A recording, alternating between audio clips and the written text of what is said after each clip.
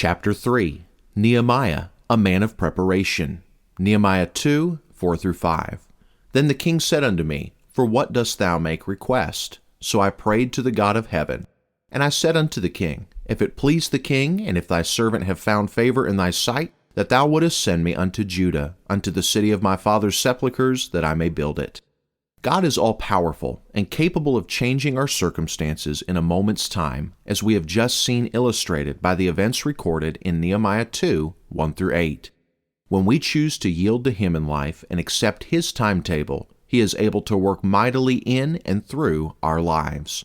However, we often fail to realize that God is also working when we are going through seasons of preparation, which to us seem long and tedious.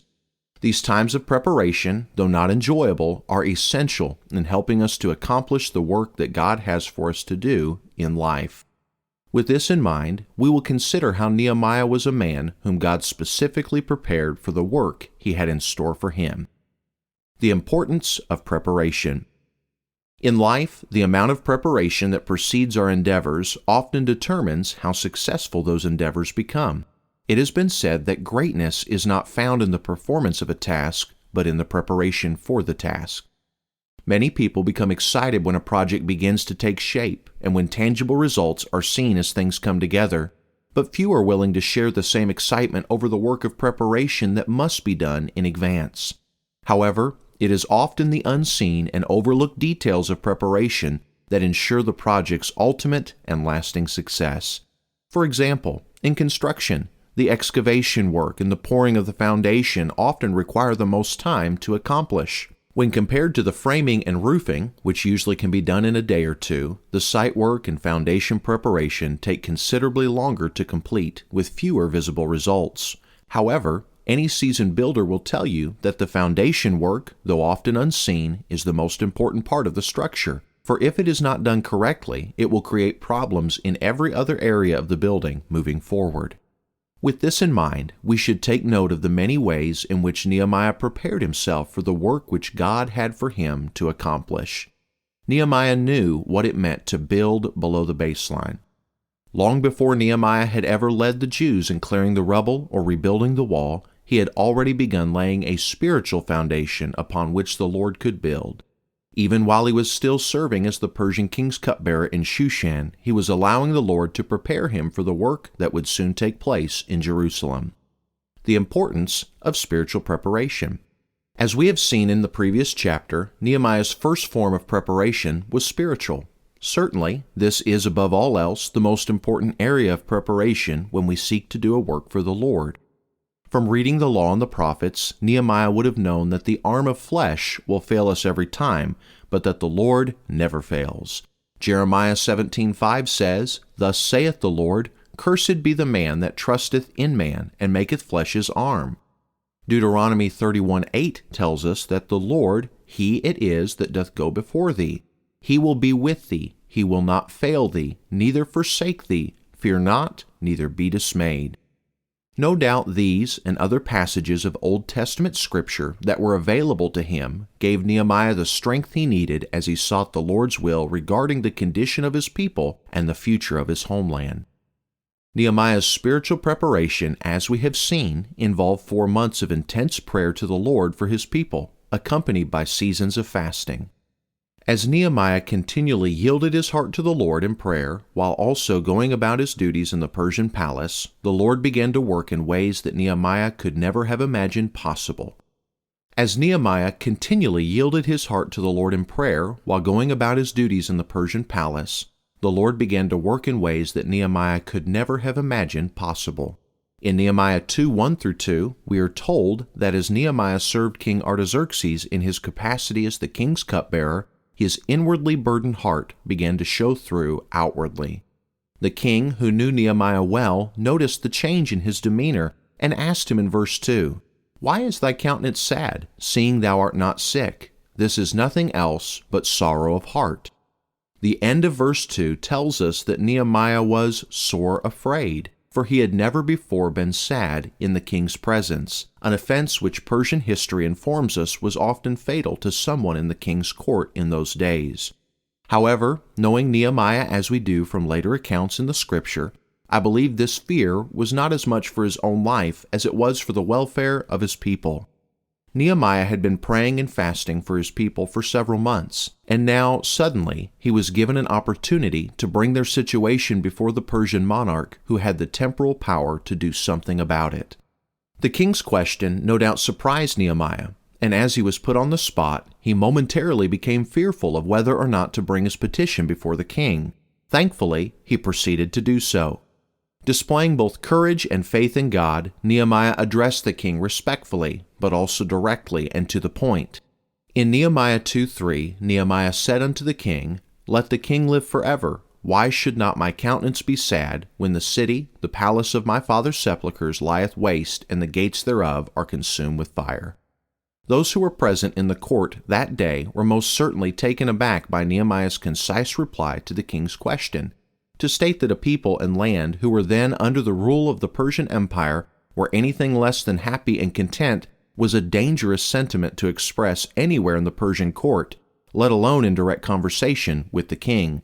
Yet these were the words that God directed Nehemiah to say to Artaxerxes, and as we soon shall see, the king's heart was then, as it is today, in the hand of the Lord. Proverbs 21:1. To the amazement of all, the king took Nehemiah's response to heart and asked him an incredible question in verse 4. For what dost thou make request? In essence, the Persian monarch was asking Nehemiah, What do you want? What do you need? What is your request? This was an astounding question to be asked by the king, for all the wealth, the riches, and power of the mightiest empire in the world at that time were being made available to Nehemiah. With the gravity of the situation fully understood by Nehemiah, verse 4 tells us that he quickly prayed once again to the Lord for guidance. This silent prayer, made on the spot, was answered by the Lord because it had been preceded by months of intense prayer and fervent supplication. How wonderful it is to realize that before Nehemiah ever made his request known before the throne of Artaxerxes, he had already spent months kneeling before the throne of God in heaven, making his requests known there, as all believers are today encouraged to do. In contrast to the human king, whose throne could only be approached with an invitation, the throne of God can be approached at any time by those who have placed their trust in Jesus Christ. Hebrews 4:16.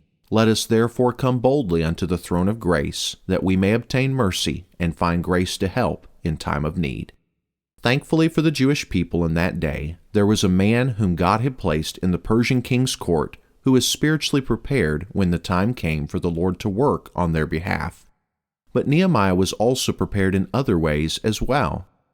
The importance of practical preparation. In addition to Nehemiah's spiritual preparation, we also see a degree of practical preparation that he undertook in the days between his interaction with his brother Hanani and his audience with King Artaxerxes. When the king asked Nehemiah about what could be done for the Jewish people in verse 4, it soon became apparent by his answers in verses 5 through 8 that this was not the first time Nehemiah had thought about the situation. During the 4 months in which Nehemiah prayed for his people to be restored and for the walls of Jerusalem to be rebuilt, he also spent time planning out what needed to happen in order for these things to be accomplished. Nehemiah had the faith to believe that God could do the impossible, but he also had the forethought to plan, as best he knew how, for the time when God would answer his prayers. Great things can be accomplished for the glory of God when faith-filled praying is coupled with diligent preparation. We are reminded here of the story about the farmers who committed to pray together for rain during a particularly severe drought. It was said that all of the farmers prayed, but the one man who possessed the greatest faith could be seen rising early in the morning to plow and prepare his fields. He was praying like it all depended on God, while at the same time working like it all depended upon him. These are the kinds of individuals whom the Lord delights to bless. Nehemiah's practical preparation can be seen in several ways. First, Nehemiah had a specific request to ask of the king. Nehemiah 2:5. And I said unto the king, If it please the king, and if thy servant have found favor in thy sight, that thou wouldest send me unto Judah, unto the city of my father's sepulchres, that I may build it. Nehemiah was specific in his request to the king. He had prayed for his people for months, and through his time spent in prayer to the Lord, he knew what needed to be done.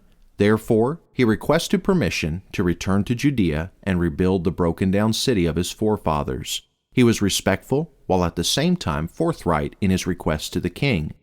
Secondly, Nehemiah had a definite timeline of how long he thought the job would take. Nehemiah 2:6, And the king said unto me, the queen also sitting by him, For how long shall thy journey be, and when wilt thou return? So it pleased the king to send me, and I set him a time. Nehemiah had already determined what needed to be done, and had even estimated how long he believed it would take to accomplish the task. Although we do not know how long of a time Nehemiah proposed to the king, we learn later on in Nehemiah 6:15 that the rebuilding of the wall around Jerusalem was completed in only 52 days. Certainly, this was due to the miraculous working of the Lord on behalf of his people, but there is no doubt that the Lord also blessed the careful planning and detailed preparation of his servant, Nehemiah. Thirdly, Nehemiah knew what materials would be needed to complete the task. In Nehemiah 2:8, he requested a letter unto Asaph the keeper of the king's forest, that he may give me timber to make beams for the gates of the palaces which appertain to the house, and for the wall of the city, and for the house that I shall enter into. Nehemiah had thought far enough ahead in his planning to know what materials would be needed in order to accomplish the rebuilding of the walls. He also knew where these materials could be obtained, and who needed to be contacted so that this could be cared for. He was thus able to answer the king intelligently about the matter.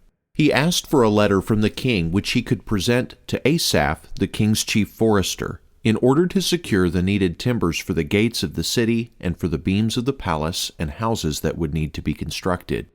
Fourthly, Nehemiah asked for letters of authority which he would need in order to accomplish his goals.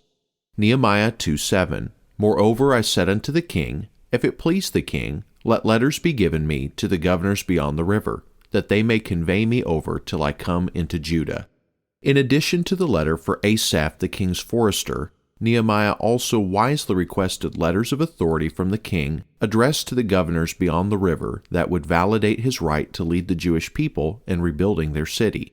These letters would also serve as a means of protection from the hostile nations that surrounded Judea and would not look favorably upon anyone who sought to improve the situation of the Jewish remnant living in the land.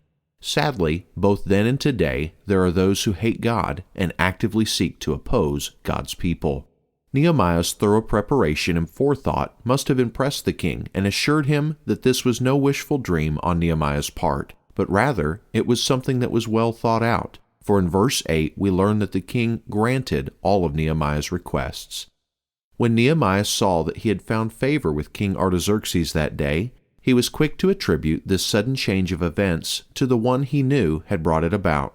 At the end of verse 8, Nehemiah stated that the king granted his requests according to the good hand of my God upon me. This is the testimony of all believers who choose to walk by faith in the service of their king. As they travel along their journey, they are constantly amazed at the good hand of the Lord upon their lives as well.